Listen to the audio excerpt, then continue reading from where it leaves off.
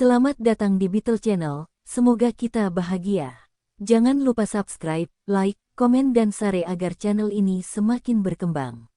Terima kasih. Novel Kekuasaan dan Kekayaan. Bab 249. Jawab Dong Suebing. Ya Pak, saya akan menyelesaikan kasus ini. Liang Chengpeng mengangguk. Bagus. Rapat dibubarkan. Hui Guo telah ditampar wajahnya oleh Dong Suebing, dan otoritasnya ditantang lagi. Dia tidak mengerti mengapa kepala Liang membantu Dong Suebing karena keduanya tidak pernah berurusan di masa lalu.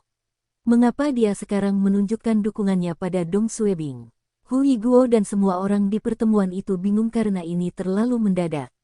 Zhao Jingsong dan Wan Tao sedang dalam suasana hati yang buruk dan mengikuti Hui Guo keluar dari ruang pertemuan. Qin Yong sedang dalam suasana hati yang baik karena Hui Guo ditegur oleh kepala Liang.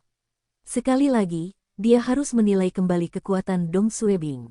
Dong Suebing keluar dari pusat komando dan mengambil senjatanya dari gudang senjata sebelum pergi ke sel tahanan. Di kantor Hui Guo, Zhao Jingsong, dan Wan Tao memasuki kantor Hui Guo. Zhao Jingsong bertanya, "Wan Tua, bagaimana menurutmu?" Wan Tao mengerutkan kening. Ini seharusnya tidak terjadi. Apa yang dipikirkan kepala Liang? Menunjukkan dukungannya pada Dong Suebing. Sejak kapan hubungan mereka baik-baik saja? Hui Guo juga mengerutkan kening. Sudahlah, merupakan hal yang baik juga bagi seseorang untuk mengambil alih kasus ini. Tersangka sudah diperiksa sejak kemarin, dan dia menolak membeberkan apapun. Kami juga tidak memiliki bukti nyata yang menunjukkan keterlibatannya dalam kasus tersebut, dan dia ditahan karena kasus pencurian lainnya. Kami telah mengerahkan begitu banyak upaya dan waktu untuk menginterogasinya dan tidak mendapatkan informasi berguna apapun. Dong Suebing juga tidak akan mendapatkan apapun darinya. Jika dia tidak dapat memecahkan kasus ini, itu akan menjadi tanggung jawabnya. Hui Guo adalah seseorang yang hanya menginginkan pujian dan memaksakan tanggung jawab, dan inilah alasan yang dia berikan pada dirinya sendiri. Zhao Jingsong mengangguk. Kamu benar. Bibir tersangka ini rapat. Hui Guo berpikir sejenak dan memandang Zhao Jingsong. Zhao Jingsong mengerti maksudnya dan berkata, "Aku masih memakai sesuatu." Wan Tao melihat mereka dan tahu mereka menyembunyikan sesuatu darinya. Tapi dia tidak menanyakan apapun. Sel penahanan. Dong Suebing masuk. "Saudari Yu, kamu akan aman. Tunggu aku akan menyelamatkanmu." Kepala Dong, orang yang bertanggung jawab di sel tahanan menyambutnya. Dong Suebing segera memesan, "Bawa Chen Hailiang keluar." Penanggung jawab telah menerima kabar bahwa Dong Suebing akan mengambil alih kasus ini. Dia menoleh ke petugas dan memberikan instruksi, sebelum kembali ke Dong Suebing. "Saya akan membawa Anda ke ruang interogasi." Dong Suebing duduk di belakang ruangan dan mulai membaca berkas kasus dan pernyataan Chen Hailiang. Bagi Dong Suebing, setiap detik berarti. Dong Suebing perlu mendapatkan terobosan secepat mungkin.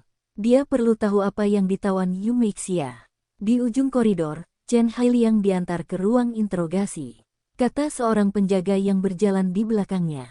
"Perhatikan kata-katamu. Polisi tidak punya bukti yang memberatkan Anda. Jangan katakan apapun, dan Anda akan dibebaskan dalam beberapa hari." Memahami. Chen Hailiang tertegun dan ingin menoleh untuk melihat siapa yang mengatakan hal itu. Tapi kepalanya ditekan oleh orang di belakang, dan dia mengangguk. Meski dia tidak tahu kenapa seseorang membantunya, perkataan orang misterius itu membuatnya semakin bertekad untuk tutup mulut. Karena seseorang melindunginya, apalagi yang dia takuti.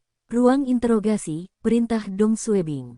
Tidak ada yang diizinkan masuk selain Chen Hailiang. Setelah petugas pengawal pergi, Dong Suebing berjalan untuk mengunci pintu dan melihat ke arah tersangka. Chen Hailiang berusia sekitar 40 tahun, dan orang misterius sebelumnya telah memberinya harapan dan membuatnya lebih bertekad untuk tutup mulut. Dia tersenyum nakal dan berkata, "Namaku Chen Hailiang. Saya berusia 38 tahun ini. Alamat saya adalah Desa Barat Liuhu." Dong Suebing menatapnya dengan dingin. "Hentikan omong kosongmu." Chen Hailiang tertawa. Petugas polisi, ini adalah pertanyaan yang Anda semua ajukan setiap saat. Saya hanya mencoba menghemat waktu Anda. Tampilan asli bab ini dapat ditemukan di Nov Eurois 1N. Dong Suebing menjawab dengan suara rendah. Chen Hailiang, Aku tidak punya waktu untuk bermain denganmu. Anda hanya punya satu pilihan sekarang. Beritahu kami siapa kaki tangan Anda.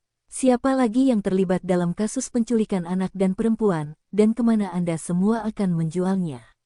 Jika Anda memberitahu kami, saya berjanji Anda akan mendapat hukuman yang lebih ringan. Chen Hailiang membantah. Saya mengatakannya berkali-kali. Saya bukan orang yang kalian semua cari. Hari itu, saya pergi ke desa untuk membeli sesuatu dan kebetulan melihat orang yang ingin ditangkap oleh petugas Anda.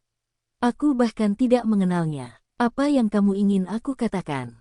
Aku benar-benar tidak ada hubungannya dengan kasus ini. Wajah Dong Suebing berubah. Kamu memintanya. Chen Hailiang tertawa. Saya telah mengatakan apa yang saya tahu. Tidak ada yang bisa saya lakukan jika Anda tidak mempercayai saya. Jika tersangka tertangkap dan dia mengungkapkan bahwa Anda adalah komplotannya, Anda akan dituduh melakukan lebih dari pelanggaran ini. Sebaiknya kamu berpikir dua kali. Chen Hailiang menolak mengakuinya. Saya tidak menculik wanita atau anak-anak. Aku tidak ada hubungannya dengan kasus ini. Dong Suebing tahu tidak mudah menembus pertahanan orang ini. Dilihat dari lebam di wajahnya, petugas yang menginterogasinya pasti menggunakan kekerasan terhadapnya. Jika Chen Hailiang tidak mengatakan sesuatu yang berguna bahkan setelah dipukuli, maka Dong Suebing tidak mungkin membuka mulutnya. Sudah hampir 2 jam, dan Dong Suebing tidak punya waktu lagi. Dong Suebing mengajukan beberapa pertanyaan lagi, dan Chen Hailiang masih menolak mengakuinya. Tiba-tiba, telepon Dong Suebing berdering. Itu panggilan dari telepon umum. Dia menjawab, "Halo, menangis kakak itu Yu Qianqian. Ibuku Hicks. Tolong selamatkan ibuku Hicks." Kumohon. Dong Suebing terkejut. Dia tidak menyangka Yu Qianqian mengetahui ibunya diculik. "Qianqian, berhentilah menangis. Aku akan membawa ibumu kembali. Benar-benar, saya berjanji. Kapan aku pernah berbohong padamu?" Tangisan Yu Qianqian lebih pelan. Dong Suebing berkata dengan lembut, "Jadilah gadis yang baik. Jangan kembali ke kelas dan mencari ibuku. Dia akan mengantarmu pulang sepulang sekolah dan tidak kembali ke asrama hari ini." Dong Suebing mencurigai Jin di mansion terlibat dalam kasus ini dan tidak berani membiarkan Yu Qianqian bergerak sendirian. Setelah menutup telepon, Dong Suebing merasa hatinya tenggelam ke dasar. Semakin Dong Suebing putus asa, semakin cepat otaknya bekerja. Dia tiba-tiba punya ide yang berani. Dong Suebing memandang Chen Hailiang. "Anda telah ditahan selama 2 hari dan mungkin tidak tahu apa yang terjadi. Sejujurnya, salah satu kerabat saya diculik oleh kaki tangan Anda pagi ini." Chen Hailiang terkejut dan tahu dia berada dalam situasi yang gawat. Dong Suebing meraih senjatanya dan menariknya dari sarungnya. "Saya bersedia menyerahkan posisi saya untuknya." Chen Hailiang melihat pistol Dong Suebing dan panik. Tapi dia berpikir sejenak dan menenangkan diri. Ini adalah sel tahanan, dan hanya Dong Suebing yang berada di dalam ruang interogasi bersamanya. Banyak petugas mengetahui hal ini, dan dia tidak yakin Dong Suebing akan berani menembaknya. Dong Suebing hanya membuatnya takut. Dia tertawa dan menatap Dong Suebing. "Kamu memaksaku untuk mengakuinya. Aku sudah bilang aku tidak ada hubungannya dengan kasus ini. Bahkan jika kamu menembakku, aku juga tidak ada hubungannya dengan kasus ini." "Menembak, omong kosong." Chen Hailiang berpikir sendiri. "Anda hanya mencoba menakuti saya." Dong Suebing tersenyum sambil mengarahkan senjatanya dan mengarahkannya ke Chen Hailiang. "Kesabaran saya ada batasnya. Aku bertanya padamu untuk yang terakhir kalinya. Apakah kamu akan memberitahuku atau tidak?" Chen Hailiang memalingkan muka dari Dong Suebing. "Bagus, kamu punya nyali." Dong Suebing memandang Chen Hailiang. "Bang!" Dia telah menekan pelatuknya. "Ah!" Chen Hailiang berteriak kesakitan dan menahan kakinya di tanah. Darah mengucur dari luka di kakinya. "Dia menembak. Dia benar-benar menembakku." Chen Hailiang menatap Dong Suebing dengan mata terbuka lebar. Dia tidak percaya ini benar. Dia benar-benar berani menembakku. "Mengapa?" Dong Suebing menarik napas dalam-dalam dan mengarahkan senjatanya ke Chen Hailiang lagi. "Aku bertanya padamu sekali lagi. Di mana kaki tanganmu?" Pikiran pertama Chen Hailiang adalah orang ini gila. Dong Suebing melanjutkan, "Saya akan menghitung sampai 3. 1, 2, 3 tunggu. Saya akan memberitahu Anda." Chen Hailiang mengertakkan gigi kesakitan dan berteriak, "Jangan tembak. Jangan tembak aku. Dia takut. Orang ini berani menembaknya di siang hari bolong di sel tahanan. Apalagi yang tidak berani dia lakukan. Chen Hailiang akhirnya memahami pentingnya orang yang diculik pagi ini. Dia segera berkata, saya tidak dekat dengan orang-orang itu. Saya hanya mengenal salah satu pemimpin geng itu. Namanya Scarface. Dia botak dan memiliki bekas luka di wajahnya.